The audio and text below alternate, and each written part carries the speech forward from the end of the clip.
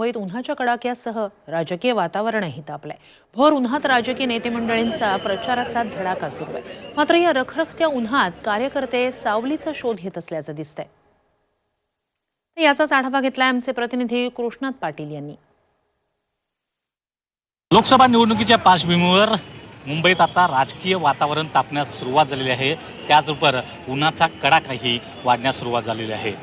हे तापमान देखील वाढू लागल्यामुळे आता राजकीय ज्या रॅली आहेत त्या अशा प्रकारे सावलीमध्ये सुरू होण्यापूर्वी थांबलेल्या आहेत। अनेक कार्यकर्ते हे उन्हापासून बचाव करण्यासाठी डोक्यावर टोपीचा वापर करत आहेत। त्याचबरोबर झाडांच्या सावलीखाली उभं राहण्याचा प्रयत्न करत आहेत आणि ज्या इतर पक्षांच्या सर्वच राजकीय पक्षांच्या ज्या रॅली आहेत तिथल्या या रॅलीच्या संख्येवर देखील परिणाम झालेला पाहायला मिळतोय। कारण भर उन्हाळ्यामध्ये या लोकसभा निवडणुका होत आहेत।